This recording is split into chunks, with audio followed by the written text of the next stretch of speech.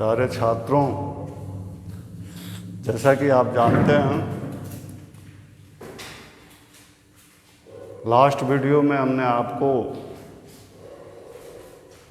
Different type of AC circuit शुरू किया था, जिसमें हमने आपको purely resistive circuit, purely capacitive circuit और प्योरली इंडक्टिव सर्किट, तीन सर्किट्स को हमने डिस्कस किया था और देखा था कि प्योर रेजिस्टिव सर्किट में alternating potential is in same phase that of alternating current. Purely inductive circuit में alternating potential leads alternating current by phase π/2 और प्योरली कैपेसिटिव सर्किट में आपने देखा था अल्टरनेटिंग पोटेंशियल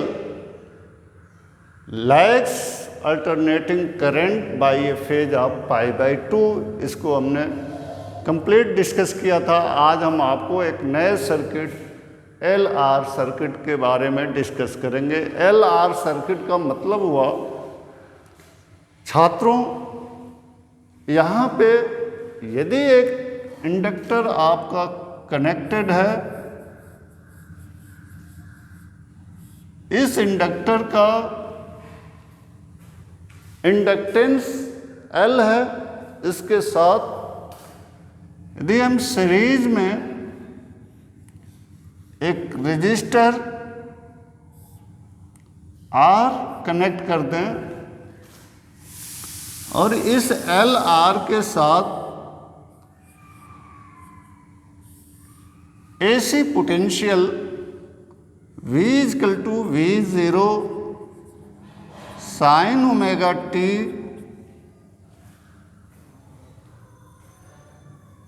यहाँ पर यदि हम कनेक्ट करें तो ये अल्टरनेटिंग पोटेंशियल इसमें करंट सेंड करेगा I। इस करंट के कारण यहाँ इंडक्टर के क्रॉस पोटेंशियल VL डेवलप होगा और यहाँ रेजिस्टेंस के क्रॉस पोटेंशियल VR डेवलप होगा। अब हमें यहाँ देखना है कि इस LR सीरीज सर्किट यानी LR सर्किट में पोटेंशियल और करंट के बीच क्या फेज रिलेशनशिप मिलता है। What is phase relationship between alternating potential applied across this circuit and the current flowing through the circuit? यहाँ आपको पहले मालूम है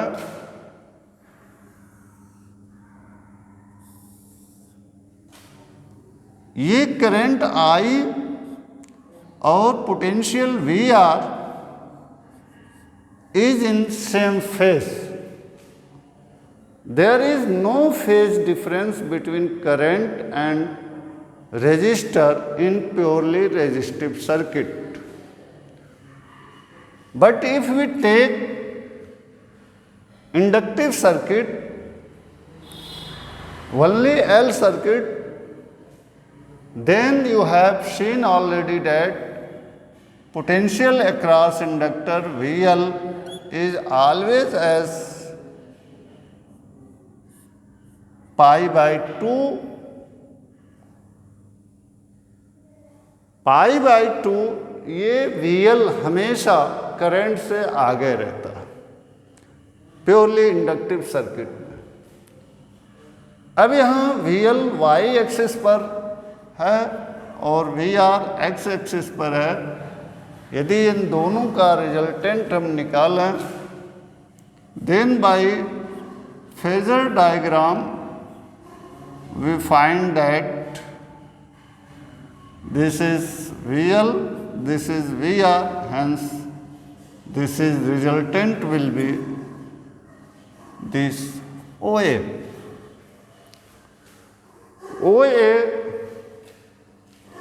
C is a right angle triangle, hence V square can be written as VR square plus VL square.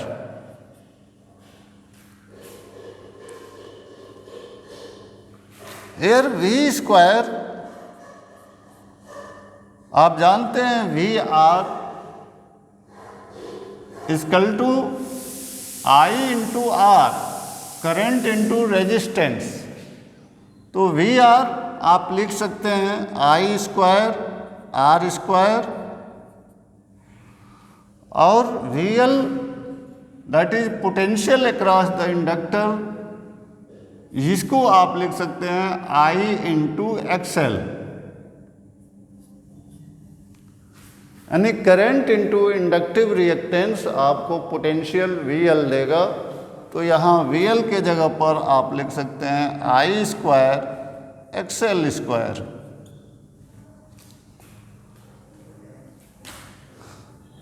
V square I square आप common ले लीजिए, बचेगा आपका ब्रैकेट में R square plus XL square. I square को इधर भेज दीजिए, V upon I whole square equal to R square plus XL inductive reactance is written as XL equal to omega L, जो आप पहले XL जो L सर्किट है उसमें इसकी वैल्यू को हमने डिस्कस किया था कि इंडक्टिव ये रिएक्टेंस जो होता है एंगुलर फ्रीक्वेंसी और कोफिशिएंट ऑफ सेल्फ इंडक्शन के प्रोडक्ट के बराबर होता है। तो यहाँ हम XL के जगह पर ओमेगा L का होल स्क्वायर लिख सकते हैं, V by I equal to under root R square plus omega square L square. यहाँ ये V बाई I जो है यहाँ ratio alternating potential upon alternating current. यदि हमारा प्योरली रेजिस्टिव सर्किट होता है तो V बाई L I को हम रेजिस्टेंस ऑफ द सर्किट कहते हैं, V by I equal to R यदि सर्किट में सिर्फ रेजिस्टेंस। उसी तरह यदि सर्किट में सिर्फ इंडक्टर है तो V by I gives XL, लेकिन यहाँ सर्किट में L भी है और R भी है, तो V बाई I जो रेशियो है ये उस सर्किट का कंबाइंड अब्स्ट्रैक्शन होगा, उसको रिप्रेजेंट करेगा। यानी L और R दोनों मिलके करंट के मार्ग में कितनी बाधा उत्पन्न करते हैं उसी को हम प्रतिबाधा कहते हैं, इम्पीडेंस कहते हैं। Hence this V by I is called impedance Z and that is given by R square plus omega square L square।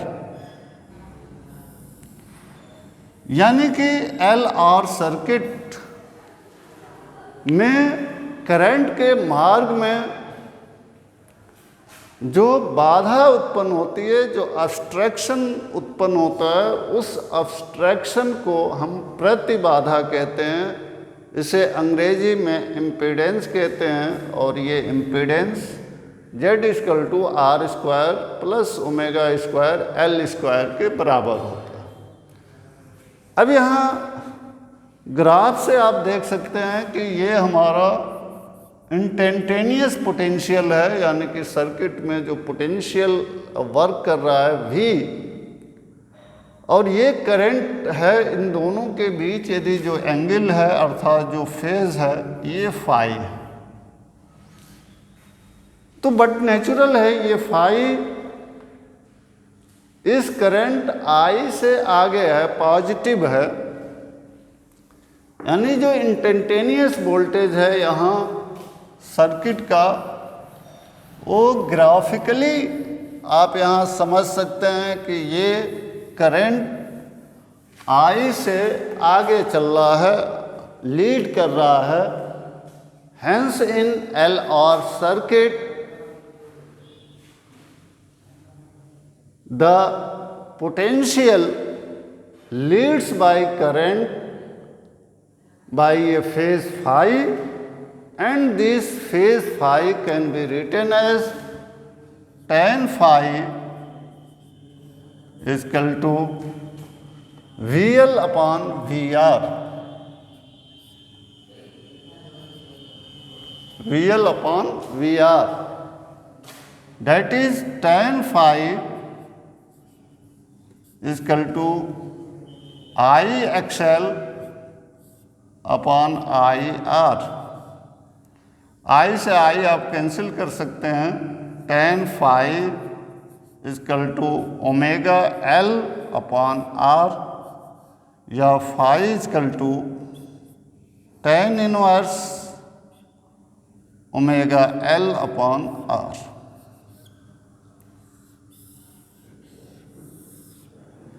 इस तरह आप LR सर्किट में सर्किट का इम्पीडेंस और इंस्टेंटेनियस पोटेंशियल और इंस्टेंटेनियस करंट के बीच कितना फेज है, फेज डिफरेंस है, इसको आप यहाँ से प्राप्त कर सकते हैं।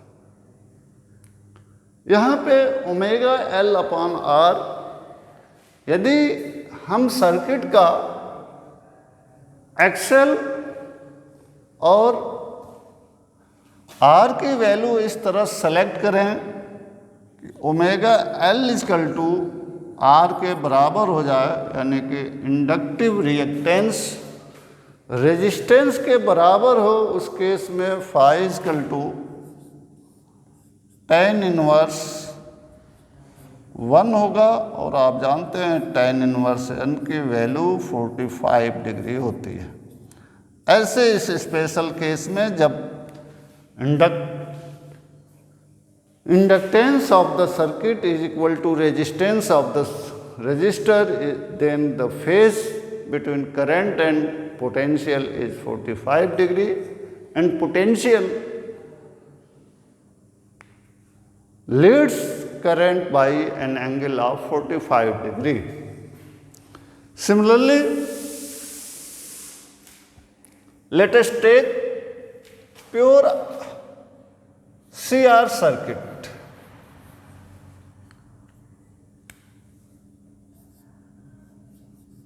CR सर्किट हम यदि यहाँ देखें,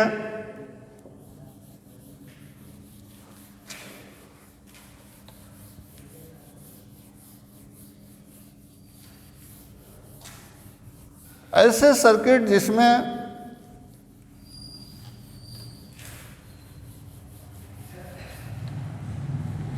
इंडक्टर के जगह पर कैपेसिटर हो और उसके साथ एक रेजिस्टर कनेक्टेड हो, this is capacitor C, this is resistance R, और this is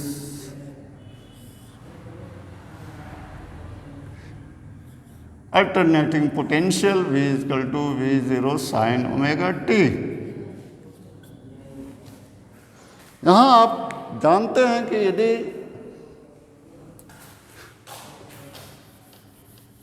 purely resistive circuit है, then I and VR are in same phase, and that can be represented by like that।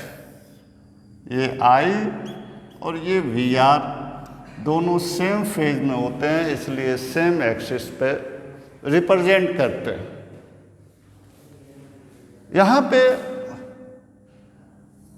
VC है, capacitor के along जो potential होता है वह phase में current से पीछे होता है π/2।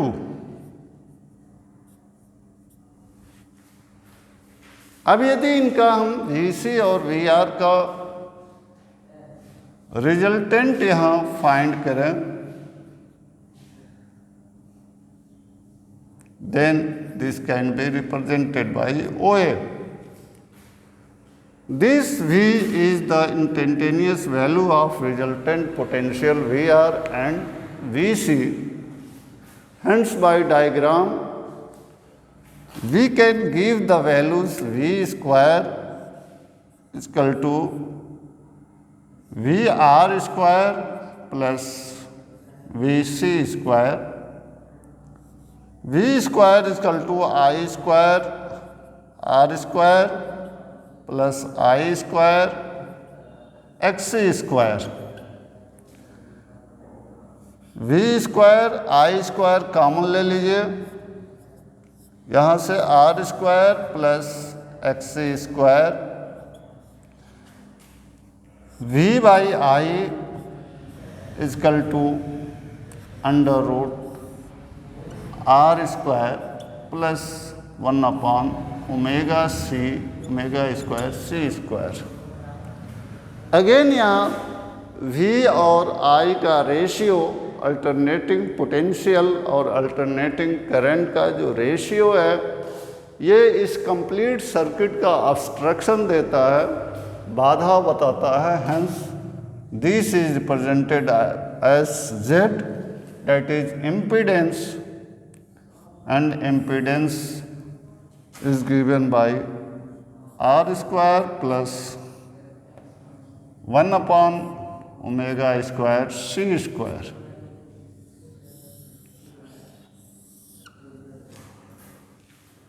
And the phase that the potential lags by the current can be given by tan phi is equal to,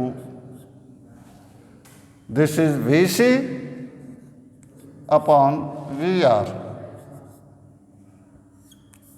Tan phi is equal to IXC upon IR. I cancel out. Tan phi is equal to 1/omega C upon R. That is phi is equal to tan inverse 1/omega C R. इस तरह हम CR circuit का impedance और face यहाँ से दे सकते हैं. यहाँ पर भी यदि XC इक्वल टू R के बराबर हो, उस कंडीशन में भी phi इक्वल टू 45 डिग्री हो. अब हम यहाँ पे दोनों सर्किटों का कंपैरिजन करें तो हमें एक चीज़ मिलेगा कि LR सर्किट में जो इंस्टेंटेनियस वैल्यू है पोटेंशियल का, वो करंट से लीड्स करता है, और इन CR सर्किट में जो इंस्टेंटेनियस वैल्यूज है पोटेंशियल का, वो करंट से लैग्स करता है. और ये जो फेज डिफरेंस है phi, that depends on the value of R, omega and C या R, omega and L. अब आप इमेजिन करिए कि आपके पास सिर्फ C है और L सर्किट है.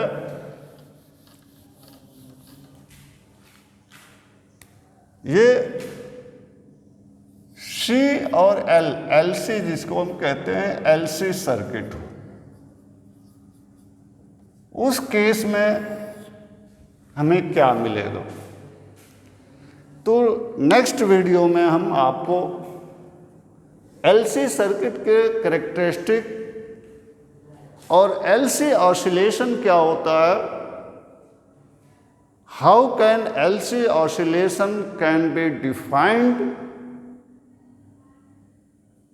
All the things we'll discuss in the next video. आपसे ये रिक्वेस्ट है कि जो ये टॉपिक है इसका नोट्स बनाइए, नोट्स बना के इसको कंप्लीट करिए, और यहीं कोई प्रॉब्लम है तो व्हाट्सएप के माध्यम से लिखकर हमें भेजिए, उसके कन्फ्यूजन को दूर किया जाएगा। धन्यवाद।